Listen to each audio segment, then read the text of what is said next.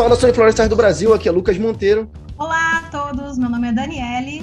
Olá, tudo bem? Boa noite. Meu nome é David Scaquete. E é isso aí, galera. Hoje a gente vai falar sobre um assunto sensacional. Vamos falar sobre alta tecnologia aqui no Florescast. A gente vai bater um papo sobre a rastreabilidade da madeira por DNA. Será que dá realmente para saber a origem da madeira pelo DNA dela? Isso é viável? E é sobre isso que a gente vai falar aqui hoje. Bom, antes de começar esse papo, eu queria lembrar vocês que o Florescast está disponível em áudio em todas as plataformas de áudio, como Spotify, Deezer, Google Podcast, iTunes, etc. Enfim, todos os lugares vocês já estão acostumados a ouvir podcast e agora também em formato de vídeo no YouTube. Então sim, vocês podem se inscrever no nosso canal do YouTube. Já peço que vocês vão lá no YouTube, clica lá para se inscrever. Também já aproveita para dar um like, ativar o sininho de notificação, que sempre que a gente postar um vídeo novo, vocês vão receber em primeira mão. Para vocês não custa nada, para a gente faz um diferencial gigantesco. E se você quiser contribuir ainda mais com o Florescast, se você gosta desse projeto que a gente faz aqui, você pode mandar um Pix pro Florestal Brasil, olha só. Sim, a gente é um site colaborativo, como vocês sabem, então a gente não tem fins lucrativos, não tem ninguém patrocinando o Florestal Brasil, e a contribuição de vocês ajuda muito para que a gente continue produzindo o nosso conteúdo aqui no Florestal Brasil e o Florescast. Então, vocês podem mandar lá pro nosso chapeuzinho de colaborações, que é o nosso Pix, que é chapéu@florestalbrasil.com, vai estar escrito aí na tela, e também se você quiser acessar aí na descrição do vídeo, tá aí como você fazer para colaborar com o Florestal Brasil. Beleza? Então só dá uma olhadinha aí, qualquer valor já ajuda bastante a gente aqui.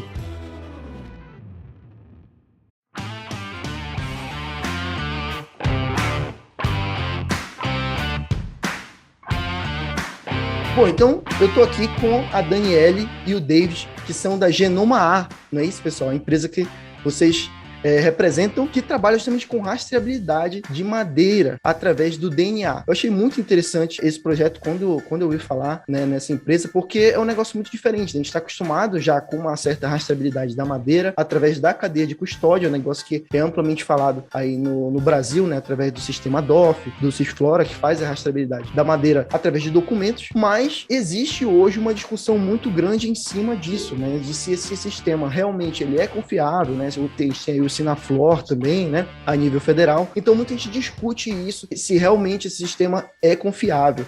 E aí eu queria saber de vocês, primeiramente, antes de a gente entrar nesse papo, é de como surgiu essa ideia, né, de rastrear a madeira especificamente através de DNA. Essa ideia, a gente vem trabalhando no setor florestal já há quase 20 anos e a gente sempre lidou, né, com comando e controle, como você bem citou, e com cadeia de custódia. Então, como defensores e guardiões desse tema, mesmo porque sem a cadeia de custódia eu não sei de onde veio, eu não posso ter um valor adicionado a isso, então ele por si só é um valor adicionado, né? É uma diferenciação. Por vezes, né, não que não seja suficiente o comando e controle, mas algo mais, por vezes, precisa ser colocado à cadeia de valor, aos compradores, né, e a outras partes interessadas que se interessam em saber disso, né? Especialmente o comprador. E aí, essa rastreabilidade por dados, que no fim das contas são dados coletados ao longo da cadeia, ela apresentava a gente percebeu muitas fragilidades. Isso foi a gente tentou amarrar isso em vários pontos que pudesse dar mais robustez para esses dados. E aí chegou num ponto que falou assim, mas e se? Mas e se só se for DNA? Né? Se alguém duvidar mesmo assim, só se for DNA. Mas como assim? É usar a técnica, né, que todo mundo faz, protege paternidade, DNA humano mesmo, mas para eu identificar e individualizar uma espécie, uma árvore, melhor dizendo. Então, aquele indivíduo, uma vez coletado, né, lá na mata, ele vai estar associado a esse banco de dados, esse código genético, essa rastreabilidade genética, que pode ser comprovada ao longo da cadeia. De repente, lá no porto, ou qualquer que seja o destino que essa madeira, até mesmo processada, ela chega, se alguém quiser comprovar esses dados que estão associados a ela, é possível fazer isso aí. Então a gente resolveu empreender e investir nesse sentido em prol do Floresta em Pé, para dar a possibilidade de quem quer de fato saber, sem sombra de dúvidas, a origem da madeira, agora é possível. Legal. Então realmente vocês conseguem identificar cada indivíduo num projeto de manejo, numa área de floresta onde é explorado, ele fica individualizado. Então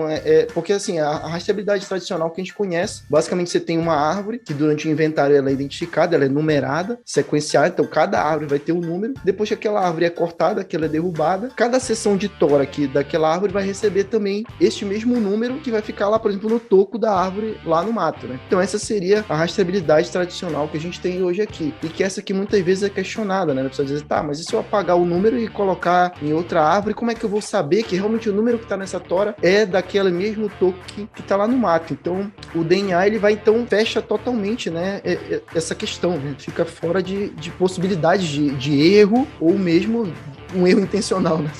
Fraudes, né? Eu não queria falar fraude, como você falou. É isso mesmo, né? É verdade. Rompe isso aí, né? Agora, assim, a minha curiosidade em relação a isso é assim, a gente aprendeu, né? A televisão nos ensinou, através aí do programa do Ratinho, que popularizou o teste de DNA no Brasil. E eu quero comunicar que você não é o pai da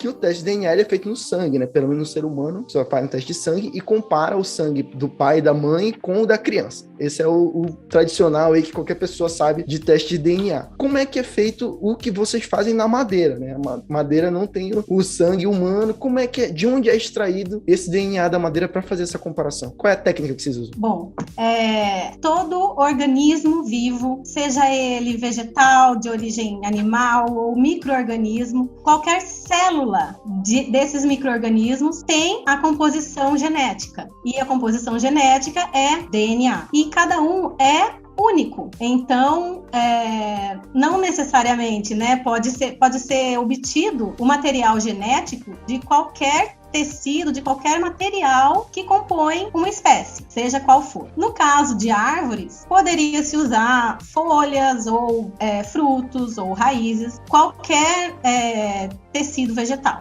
incluindo a madeira. Mesmo sendo já um tecido seco, que aparentemente não tem uma consistência viva como o sangue, mas ele tem em sua composição as suas células que contêm o DNA e que são marcas, a gente considera como marcas, cada um tem a sua marca. Todos nós temos o nosso próprio código genético, né, nosso conteúdo genético, que faz cada um ser diferente do outro. Então, nós utilizamos essa informação para individualizar as árvores. É o mesmo tipo de teste, como vocês falaram, já deram como exemplo, o teste de paternidade. Se conseguimos fazer isso com um humano, podemos fazer isso com qualquer outro indivíduo, com qualquer outra espécie. E essa é a proposta da Genoma A. Legal. E eu vi no site de vocês como é feito o processo, né? Vou deixar o link na descrição do vídeo e também lá no nosso site, no florestalbrasil.com, o link para o site da Genoma A, onde tem um vídeo que eles demonstram como é feita a extração, né? Como se fosse uma broca, uma mega furadeira gigante assim, que perfura a madeira e vocês tiram uma amostra, certo? Essa amostra, ela é coletada lá na floresta, lá em campo, né? E vai para o laboratório de vocês para vocês fazerem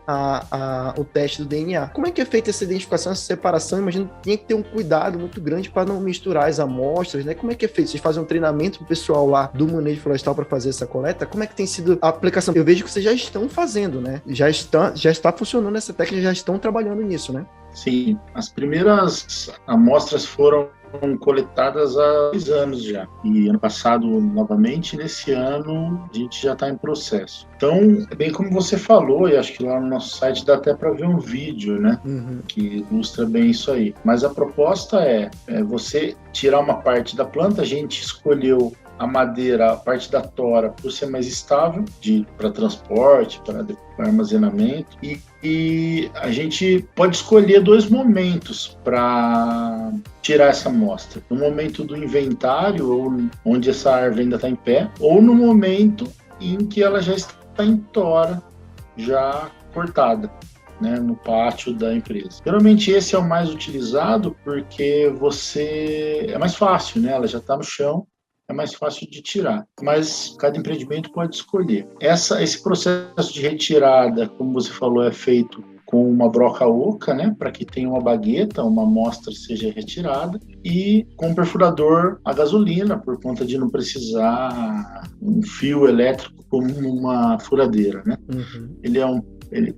Como a ideia é tirar uma bagueta de mais ou menos 8 centímetros por 1,5 de diâmetro, então a ideia é que ela seja um equipamento robusto. Até então, nós mandamos equipe própria para a coleta, equipe de campo nossa. Mas a gente pode estender isso, né, à empresa, tudo numa intenção de facilitar ou baratear algum custo, a gente pode estender esse treinamento, né? Tem manuais e guias para que isso possa ser feito. Lá no campo, as árvores, elas têm um número, como você falou, de inventário, e depois ela recebe o número, né, sequencial. Cada empresa tem a sua metodologia, mas cada tora é identificada. Esses dados, eles precisam continuar sendo coletados, né? Isso, inclusive, é verificado pelo comando de controle. Mas a gente vai adicionar um dado que é a partir dessa retirada do pedaço da madeira. Então, essa bagueta de madeira, ela vai dentro de um tubo plástico com sílica para que seja toda a propriedade, toda a qualidade da amostra seja preservada. Esse tubo tem um código de barras que, ao terminar a coleta e tapar o tubo, eu associo com o aplicativo de celular código de barras ao número da árvore. Por vezes, como você viu lá na Blue Timber, também se usa o sistema RFLOR. Então é bem fácil eu ler o QR Code da tora e associar ao código de barras, né? Então ele faz esse link, passando a atribuir aquela amostra, que por enquanto é amostra, depois vai ser um dado, a esse banco de dados. Coletados, colocados em caixas apropriadas, essa madeira é transportada para Piracicaba, para o nosso laboratório, onde essa amostra é processada, né, o DNA é extraído. O Dani pode dar mais detalhes disso, tecnicamente, e através das técnicas a gente identifica como primeira etapa, né, então isso aqui é um IP roxo, né, e claro, no nível de espécie, e o indivíduo número 35, por exemplo, que vai ter lá associado a ele dados de coordenada geográfica, dimensões, etc. Então, a gente consegue amarrar tudo isso aí, né, com transparência, com clareza, com segurança. A gente ainda mantém tanto amostras físicas, né, quanto amostras elaboradas, preparadas, né, em nosso arquivo, né, de amostras, que pode estar em outro ambiente ou, se for o caso, em um ultrafreezer, que chega a menos 80 graus, para que isso sirva de testemunha. Se algum dia alguém quiser amostrar pelo pedido, pelo número, a gente diz o código. Se alguém quiser amostrar comparando essa madeira com o toco, é possível, né? Então, disponibilizando uma amostra de contraprova, de testemunha, ou repetindo a análise se for preciso. Então, todo o processo, como o David disse, inicia-se lá na floresta, a amostra ganha um código de barras, esse código de barras ele segue dentro do laboratório durante todo o processamento da amostra. Então, a amostra é processada, triturada lá no laboratório, são feitos todos os procedimentos para a obtenção do DNA que constitui aquele indivíduo. E, como eu disse anteriormente, cada um contém o seu próprio DNA. E a partir disso, nós utilizamos a tecnologia do sequenciamento de DNA, que já vem aí há algumas décadas já sendo melhorado, né?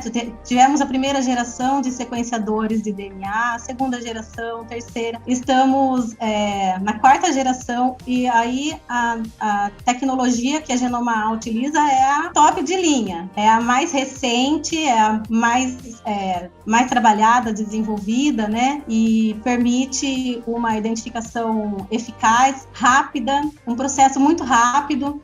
Isso que eu ia perguntar, quanto tempo demora para eu ter o resultado, assim, né? Claro que tem esse tempo de logística, pelo que você falou, vocês estão trabalhando hoje no projeto de uma área que é uma concessão estadual, né, no estado do Pará, então vocês coletam uma amostra ali e ela vai para Piracicaba, tirando esse tempo do transporte aí, que, sei lá, vai de avião, provavelmente, né, até chegar aí, em quanto tempo vocês conseguem ter o resultado, assim, ó, tá aqui, já sequenciei e tenho o resultado para dar, é rápido? É rápido, numa rotina de laboratório, colocando, assim, um tempo grande, para não colocar nada muito a gente gasta aí um dia na extração de DNA, no dia seguinte já está sendo analisado, já pode ser analisado. E aí é o tempo dessa corrida que a gente fala, da análise dessas marcas que cada DNA possui.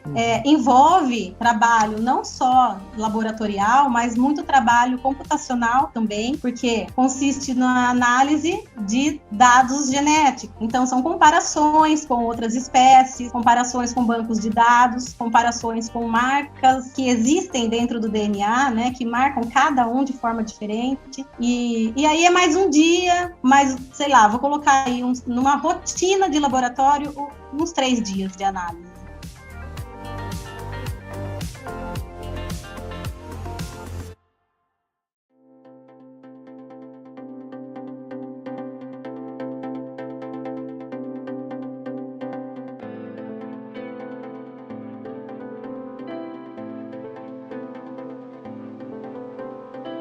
Além de servir para dar mais segurança, eu acho que também serve para confrontar com a metodologia que a gente tem hoje de rastreabilidade, de inventário e tudo mais, né? E validar se realmente o que a gente tem hoje, que se faz tradicionalmente, né? Porque imagina assim, que é um investimento que é feito, né? Eu não imagino que seja muito barato para fazer isso, né? Então tem que ver também a questão da viabilidade econômica do manejo florestal, mas eu vejo que é realmente, como eu falei no início, né, antes de a gente começar a gravar, acho que é a próxima fronteira que o manejo florestal tem que chegar nesse nível, né? Profissionalizar cada vez mais. Eu acho assim que se vocês estão, como a gente fala popularmente, né? Subindo o sarrafo da tecnologia do manejo florestal, e isso seja de incentivo para pessoa, não, eu quero chegar aí, eu quero fazer isso também no meu manejo, né? E aí, com o tempo, isso vai ficando cada vez mais acessível, como todas as tecnologias que existem, elas vão ficando mais acessíveis, a tendência é essa, né? Tudo ir se barateando mais, conforme vai se aprendendo mais, vai melhorando os equipamentos, como você falou, né? Isso tá em constante evolução. Trust me, it's gonna be legendary. E aí o que eu queria perguntar é justamente isso. Do que vocês já experienciaram nesses anos trabalhando com isso? 2 anos, né? Que você falou, David, que vocês estão fazendo isso já, né? Nesses 2 anos, vocês conseguiram validar realmente que o manejo florestal, como ele existe hoje, ele funciona? Vocês encontram muitos erros de identificação no inventário? Existe isso ou não? Ou realmente o DNA ele serve realmente para validar que aquilo que se faz hoje ele funciona? Das amostras que a gente realizou até hoje, que foram em 2 áreas, né, da Blue Timber, em concessão estadual, e da Samísio, concessão federal, a gente não encontrou erros que conflitassem assim. Mas se eles aparecerem, acho que é um gatilho para corrigir, para reparar, enfim, de alguma forma. Mas, por enquanto, não encontramos isso. De qualquer forma, o resultado ele é muito transparente, porque é o sequenciamento de DNA daquele indivíduo. Então, ele vai estar ligado a um indivíduo e vai acompanhar ele para qualquer lugar que ele siga. Então, de fato, uma pela outra não vai dar para colocar, não vai dar para fazer balanço de massa e nem tirar uma outra espécie, mesmo que seja uma outra árvore, mesmo que esteja do lado da que estava selecionada. Então, isso sem dúvida traz essa garantia, né? E eu imagino que além da questão da rastreabilidade, eu queria perguntar para Daniela, vocês conseguiram encontrar, além da questão da rastreabilidade, vocês conseguiram encontrar alguma outra coisa que consiga se extrair de informação da floresta, por exemplo, das próprias populações, né, os traços genéticos ali, por exemplo, do IP, né? Eu sei que tem regiões que a gente vê em áreas de manejo que você tem verdadeiros bolsões de IP, que você vê um do lado do outro mesmo ali. Então você imagina assim, acho que aqui é a mesma origem, né, genética, pai e filho ali. Dá para identificar isso? Vocês conseguem extrair esse tipo de informação? Sim, é possível. A metodologia que nós utilizamos, ela nos dá informações sobre diversidade. Ela vai direto nesse ponto, é a diversidade genética existente entre as árvores que nos mostra a individualidade de cada um. E, ao mesmo tempo, podemos utilizar esses dados para estudos de diversidade, para estudos do que se quiser, né, avaliar ali naquela área, como esse exemplo que você citou agora, ou como qualquer outro, né, para estudo geral de diversidade mesmo. É possível fazer a identificação de espécies diferentes e, dentro de uma mesma espécie, identificar como está a variabilidade dentro dessa espécie, né? Dentro de uma área onde só existe P, como eles são, se eles são muito aparentados ou não. Toda essa informação é possível se alcançar com a técnica. Nossa, que legal.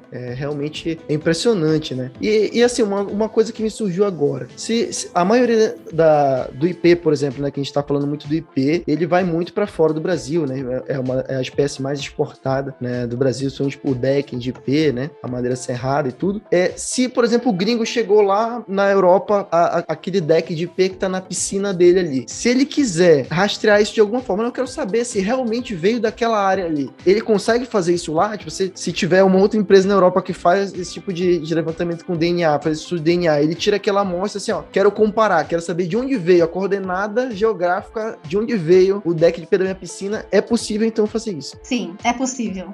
A madeira, mesmo já processada, até um certo nível de processamento, é totalmente possível. Principalmente quando trata-se das nossas madeiras aqui, que não cabe um alto nível de processamento, né, justamente pelo valor delas. Uhum. É totalmente possível obter DNA delas e chegar lá no topo de onde ela saiu. Que legal. Sensacional. Sim, também, né, como o David comentou, é mantido aqui um banco genético, banco genético, não sei se está correto falar, mas o DNA que foi extraído e também a madeira. Então, tem a contraprova aqui. Sensacional. E vocês acham que, assim, que a longo prazo, eu imagino que já ficou claro para mim aqui que é viável, mas vocês acham que é possível expandir esse projeto? Que a empresa de vocês, por exemplo, consiga atender, ou que outras empresas até que possam surgir aí, né? Venham atender todo o mercado brasileiro? É possível trabalhar dessa forma, da gente sonhar que todo o manejo florestal do Brasil vai ter madeira rastreada a nível de DNA? A gente se fez essa pergunta e se preparou para isso, né? A gente espera que seja em curto prazo, né? Eu acho que a profissionalização do setor madeireiro, você bem colocou, é necessária para valorizar a floresta, para valorizar a madeira, para valorizar o próprio empresário do setor, né? Ou os empreendimentos comunitários que sejam. Mas a partir de que ele sai de um estereótipo de uso de madeira ou madeireiro simplesmente, mas que ele possa ser um gestor de ativos florestais, um gestor de ativos com essa qualidade de valor adicionado e rastreabilidade. Então, nesse momento, isso tem um grande valor associado, de fato. Então, ele pode atribuir isso aí aos diversos elos, e esse elo pode tirar essa contraprova comparando, sim, usando isso dados de até outros laboratórios, se for o caso, ou solicitar um teste sério que a gente repita, também é possível. Complementando, quanto à capacidade de análise, estrutura que a Genomar tem hoje, todo esse processamento dentro do laboratório, ele é automatizado. Então, isso aumenta muito a capacidade de análise do número de amostras. Hoje, nós, com o que tem hoje lá no laboratório, é possível fazer análise aí num dia, né, por vez, assim, por batelada, de 1.000 a 2.000 amostras por dia. Então, você coloca isso em 300 dias no ano, enfim. Ou diretão, né? Pra que 300? 365. Né, David? Acho que o complemento disso, que pode ser interessante, né? Vamos pensar que hoje é manejado 2,5 milhões de árvores, aproximadamente, por ano, né? Hoje, nos cálculos entre equipamentos, tempo e a nossa capacidade instalada, ela foi calculada para 1 milhão de amostras por ano. Hoje a gente, inclusive, tem uma área já reservada para ampliação, e a gente está preparado para, à medida que for necessário, a gente consiga duplicar e atender toda a necessidade de rastreabilidade de madeira do Brasil. Inclusive, aproveitando aqui um parênteses, a gente pretende não rastrear só a madeira, não que seja pouco, mas a gente também pretende, através dessas técnicas de DNA, fazer outros trabalhos, né? Com frutas, com peixe, com outras necessidades, né? A gente estava falando que é possível, né, extrair o DNA de qualquer parte da árvore, inclusive de qualquer matéria orgânica, né? Então, eu queria saber assim, vocês têm também vontade, pretensão e ideias de trabalhar também com outros tipos de produtos além da madeira, né? Então, você falou de frutas e outros tipos de produto. É um projeto já em andamento? É uma coisa futura? O que está faltando assim para vocês avançarem para essa parte aí? Podemos fazer uma dobradinha aí, né, Dani? Sim, a gente já está fazendo alguns estudos, parcerias e prospecções do que a gente chama de DNA ambiental. Então, a ideia é usar essas técnicas para identificação de plantas, lá para o manejo florestal também, para parcelas permanentes, por exemplo, para o monitoramento da biodiversidade, para levantamentos florísticos ou para fiscalização. Esses usos todos estão previstos e desejáveis, né? Mas a gente também está bastante focado em trabalhar com fertilidade dos solos. Então, usar técnicas de DNA para identificar esses micro-organismos do solo e a relação que eles podem ter com a fertilidade, seja para solos florestais, para plantações florestais ou para solos agrícolas. Então, a gente tem olhado muito para esse rumo e se preparando para fazer algo nesse sentido. Hoje a gente já faz um trabalho de DNA ambiental, né, focado em conservação de espécies, né, para mineradoras, e a gente pretende ampliar nesse sentido de ser aproveitado pelas empresas que cultivam também, né, ou os nossos parceiros são as consultorias ou empresas que assessoram esse trabalho de fertilidade do solo, ou fertilidade necessária para os cultivos, né? Sim, eu vou complementar lembrando da microbiota do solo, né? Que, como a gente sabe, os micro-organismos presentes ali, né, que compõem a biologia do solo, por muito tempo foi ignorada, não sei se essa é a palavra certa, mas não foi olhado tanto para a parte biológica e quantas funções eles podem ter ali. Então, toda a parte de fertilidade, ela está associada com ciclos que são desenvolvidos por micro-organismos, por bactérias responsáveis por ciclagem de nitrogênio, ciclagem de carbono, e disponibilizam esses nutrientes às plantas. Por muito tempo também, foi feita a identificação desses micro-organismos de maneira tradicional, com cultivo em laboratório de microbiologia, por plaqueamento. Ainda é super necessário, mas com o sequenciamento de DNA, nós tiramos um problema de identificação, né, desses micro-organismos presentes no solo, porque cada um tem a sua forma de ser cultivado, para cada um existe uma metodologia de cultivo, e fazer isso no laboratório é muito demorado, muito trabalhoso. Não que não seja necessário, sim, é muito necessário ainda, mas para vocês terem uma ideia, 99% dos micro-organismos, de forma geral, não só do solo, tem também micro-organismos que vivem dentro das plantas, né, que têm suas funções benéficas, não são micro-organismos que causam doenças, por exemplo, mas 99% dos micro-organismos não são cultiváveis, não há técnica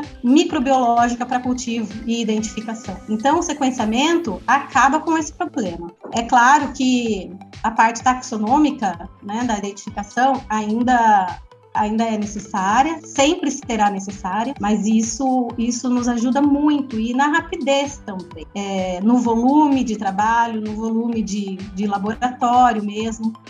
Então, as aplicações são infinitas. Tudo que tiver DNA dá para ser analisado hoje. Tanto micro-organismos que podem ser doenças, né? Podem causar doenças, como os benéficos. E esse é uma grande demanda que existe hoje principalmente nos solos agrícolas, né?